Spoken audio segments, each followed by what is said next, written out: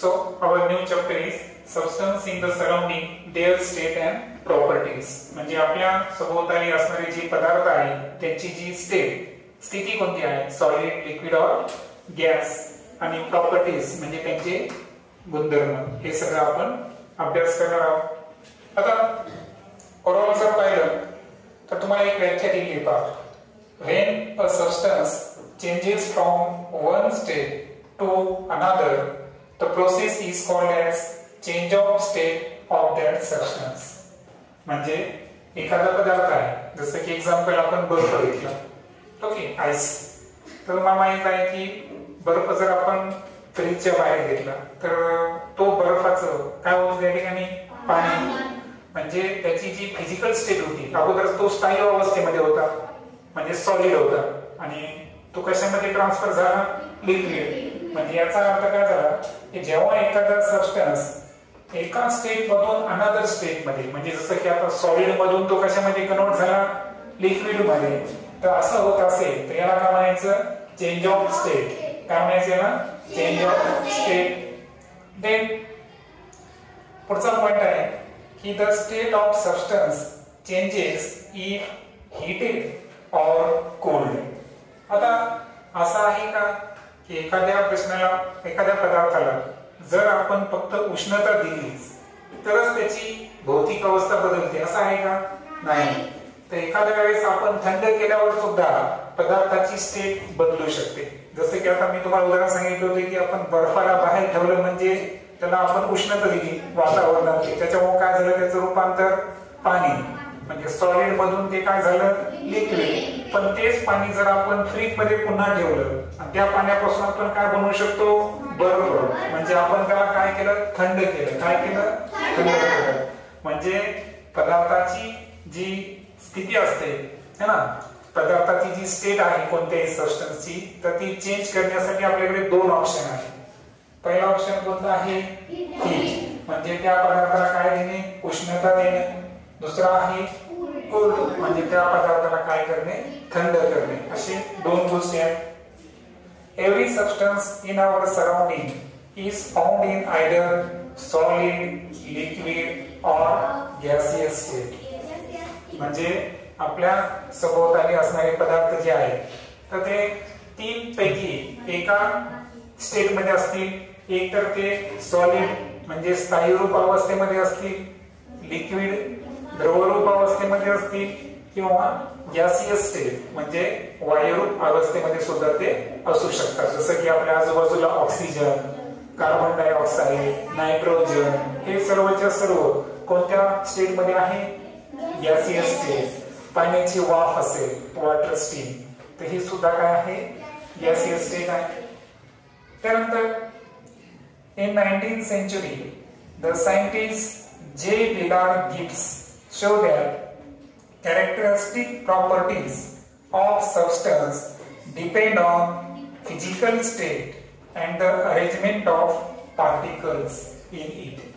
म्हणजे 19व्या शतकामध्ये एक वैज्ञानिक आहे ज्यांचं नाव आहे जे विलार्ड गिब्स. तर या गिब्स वैज्ञानिकांनी काय सिद्ध केलं की जे सबस्टन्सच्या कॅरेक्टरिस्टिक प्रॉपर्टीज म्हणजे जे गुणधर्म आहेत, वैशिष्ट्यपूर्ण गुणधर्म आहेत, तर ते कशावर डिपेंड आहे, पदार्थाच्या फिजिकल स्टेटवर. फिजिकल स्टेट म्हणजे त्याची भौतिक अवस्था कोणती आहे, तो सॉलिड मध्ये आहे, लिक्विड मध्ये आहे का, गॅस मध्ये आहे. आणि त्यानंतर द अरेंजमेंट ऑफ पार्टिकल्स म्हणजे त्या पदार्थामध्ये जे लहान लहान कण असतात तर त्यांची अरेंजमेंट कशी आहे. आपल्याला माहित आहे की सॉलिड मध्ये कण, पदार्थांचे कण एकमेकांच्या अगदी जवळ असतात, द्रवामध्ये सुद्धा जवळ असतात पण थोडंसं कमी प्रमाणात, आणि वायूमध्ये जर पाहिलं आपण तर कण एकमेकांपासून बऱ्याच अंतरावर असतात. मग लक्षात आलं, विलार्ड गिब्स यांनी काय सांगितलं की पदार्थाचे गुणधर्म दोन गोष्टीवर डिपेंड आहे. कोणत्या दोन गोष्टी येत्या, पहिला आहे फिजिकल स्टेट आणि दुसरा आहे पार्टिकलचं अरेंजमेंट. त्यानंतर तुम्हाला एक चार्ट दिलाय पहा, आहे का इथं, चेंजेस ऑफ स्टेट. पहा, जर आपण सॉलिड सबस्टन्सला उष्णता दिली की त्याचं रूपांतर कशामध्ये होणार, लिक्विड मध्ये.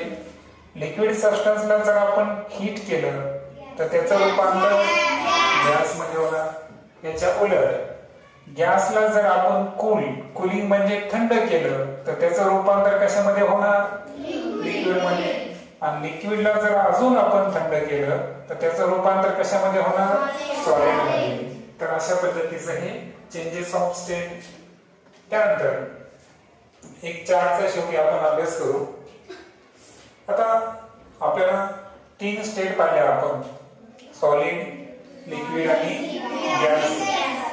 आता सॉलिडचा आपण एक्झाम्पल पाहू। अ पीस ऑफ आयर्न, लोखंडाचा जर आपण तुकडा घेतला तर हे कशाचं उदाहरण आहे? सॉलिडचं। आता सॉलिडला शेप कोणत्या पद्धतीचा असतो? तर पहा, जो शेप आहे ना सॉलिडचा, has its shape its own, म्हणजे त्याला स्वतःहून आकार असतो। त्याला आकार द्यायची गरज आहे का? नाही। रिटेन शेप म्हणजे स्थायूचा जो मूळ आकार आहे त्या आकारामध्ये तो पुन्हा एकदा जाऊ शकतो। No matter how it is kept, सॉलिडला तुम्ही कसंही ठेवा ते त्याची कोणती स्थिती बदलतो का? नाही। त्यानंतर आपण व्हॉल्यूम बद्दल बोलू। आता सॉलिड जे आहे या सॉलिडला व्हॉल्यूम म्हणजे निश्चित आकारमान असतो। डेफिनेट व्हॉल्यूम म्हणजे काय? निश्चित आकारमान असतो। त्यानंतर सॉलिड जसे की शुगर म्हणजे काय? साखर। त्यानंतर सँड म्हणजे वाळू। when poured on a flat surface form a heap, तर साखर असेल, वाळू असेल, यांना जर आपण फ्लॅट सरफेसवर पोर केलं तर ते पृष्ठभागावर काय तयार करतात? हीप म्हणजे ढीग तयार करतात। काय तयार करतात? ढीग। ओके। त्यानंतर लिक्विडचे उदाहरण पहा, वॉटर, पाणी, हे सुद्धा काय आहे? लिक्विड। त्यानंतर स्पिरिट असेल, ऑइल म्हणजे तेल, हे सर्वच्या सर्व काय आहे? लिक्विड आहे। आता लिक्विडचं वैशिष्ट्य काय पहा, की लिक्विडला स्वतःहून आकार आहे का? नाही। इथे दिले पहा, does not have shape on its own. कारण तुम्ही मला सांगा, दूध ग्लास मध्ये भरला तर ग्लास सारखा आकार घेईल, त्या दुधाला तुम्ही बॉटल मध्ये भरलं तो बॉटल सारखा आकार घेईल। म्हणजे जशा पद्धतीनं स्थायूला स्वतःचा आकार असतो तसं लिक्विडला स्वतःचा आकार आहे का? नाही। ज्याच्यामध्ये त्याला ठेवलं आपण तसा आकार तो घेत असतो। त्यानंतर take the shape of the container, म्हणजे ज्या कंटेनर मध्ये किंवा ज्या भांड्यामध्ये आपण त्याला ठेवू त्या पद्धतीनं काय करतो? तो आकार घेतो। आता व्हॉल्यूम, आता लिक्विडच्या बाबतीत जर पाहिलं आपण तर लिक्विडला स्पेसिफिक व्हॉल्यूम म्हणजे निश्चित आकारमान असतो। आकारमान आहे पहा, occupy definite portion of container, म्हणजे लिक्विडला जर आपण एखाद्या कंटेनर मध्ये ठेवलं तर तो डेफिनेट पोर्शन घेतो। समजा आपल्याकडे 1 लिटरची बॉटल आहे, किती? 1 लिटर, आणि त्याच्यात फक्त आपण अर्धा लिटरच पाणी भरला तर बरोबर तो अर्धा लिटर जागा घेईल, वरची अर्धा लिटर घेईल का? नाही। म्हणजे याचा अर्थ जे द्रव आहे, लिक्विड आहे, त्याला स्पेसिफिक व्हॉल्यूम आहे। त्यानंतर spread on flat surface on pouring, बघा आपण जर त्याला पोर केलं गाळलं तर फ्लॅट सरफेसवर पाहतो दूध आपण प्लेस केलं तर ते टिकतं का? नाही। ते काय होऊन जातं? स्प्रेड म्हणजे पसरून जातं। पाणी असेल, दूध असेल, तेल असेल, एखाद्या टेबलावर आपण ठेवण्याचा प्रयत्न केला त्याचा ढीग तयार होईल का? नाही। तो काय करेल? या ठिकाणी पसरेल। Flows downwards along the slope, आणि तुम्हाला माहित आहे जिथं उतार असेल त्या उताराच्या दिशेने वाहणे हे लिक्विडचं काय असतं? वैशिष्ट्य। जसं की आपण आपल्या शाळेमध्ये एखादं वरंड असेल आणि पाणी जर दिलं तर वरंड्याहून वरच्या भागाकडून खालच्या भागाकडे वॉटर काय होतो? फ्लो होतो।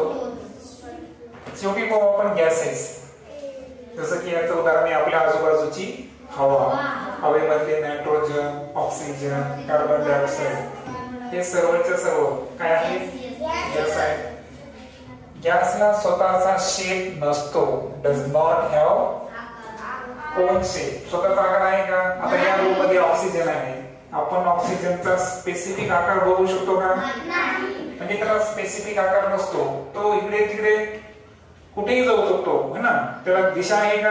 नाही. एखाद्या बॉटल मध्ये आपण समजा थोडासा गॅस भरला, तो गॅस असा आहे का कोपऱ्यात जाऊन बसेल? नाही, तो कुठेही जाऊ शकतो. म्हणजे याचा अर्थ त्याला स्वतःचा शेप आहे का?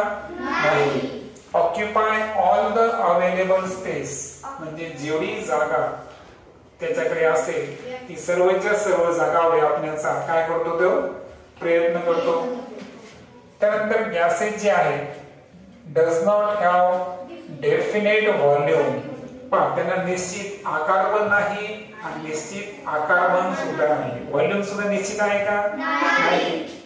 On changing the pressure on a gas in a close container the volume also changes. म्हणजे आता समजा एक गॅस आहे, ते आपण मोठ्या टाकीमध्ये भरला, तेवढाच गॅस आपण कॉम्प्रेस करून काय करू? कॉम्प्रेस करून त्याला दाब देऊन त्याला प्रेस करून त्याला कमी जागेमध्ये सुद्धा काय करू शकतो? आपण बसवू शकतो. कारण गॅस हे हायली कॉम्प्रेसिबल आहे. म्हणजे गॅसला आपण जर दाब दिला ना तर दाब देऊन त्याला कमी जागेमध्ये बसवता येतं. उदाहरण आपल्या घरी गॅसची टाकी आहे का? त्याच्यामध्ये जवळपास 15-16 किलो काय असतो? गॅस असतो. आणि अतिशय छोट्या सिलेंडर मध्ये सुद्धा आपण त्याला बसवलं, बरोबर आहे का? तो गॅस आपल्या महिना दीडपर्यंत जातो का नाही? म्हणजे याचा अर्थ ते गॅस काय केलेला आहे? प्रेशर देऊन कमी जागेमध्ये बसवला. प्रेशर देऊन कमी जागेमध्ये बसवला. हे कोणाचं वैशिष्ट्य आहे? गॅसेसचं. तर आज आपण पदार्थाच्या 3 स्टेप पाहिल्या: सॉलिड, लिक्विड आणि गॅस. सॉलिडचं वैशिष्ट्य आहे की त्याला डेफिनेट शेप पण असतो, डेफिनेट व्हॉल्यूम पण असतो. लिक्विडचं वैशिष्ट्य आहे की त्यांना डेफिनेट शेप आहे का? नाही, मात्र डेफिनेट व्हॉल्यूम आहे. गॅस जे आहे त्यांना डेफिनेट शेप पण नाही आणि डेफिनेट व्हॉल्यूम पण नाही. आणि त्यानंतर आपण हे पण पाहिलं होतं की जे विलार्ड गिब्स आहे त्यांनी काय शोध लावला की सबस्टन्सचे जे गुणधर्म आहेत हे गुणधर्म कशावर डिपेंड आहे? फिजिकल स्टेट म्हणजे पदार्थाची भौतिक अवस्था आणि अरेंजमेंट ऑफ पार्टिकल्स है ना. पार्टिकल्स म्हणजे कणांची रचना कशी आहे त्यावर पदार्थाचे काय अवलंबून असतात? गुणधर्म अवलंबून असतात. त्यानंतर आपण हे पण पाहिलं की सॉलिडला जर आपण हीट केलं, उष्णता दिली की त्याचं रूपांतर कशामध्ये होतं? लिक्विड द्रवामध्ये. द्रवाला उष्णता दिल्यावर गॅस. गॅसला जर कूल केलं तर लिक्विडला जर कूल केलं तर सॉलिड. अशा पद्धतीची ही पदार्थाच्या 3 स्टेट: सॉलिड, लिक्विड आणि गॅसेस.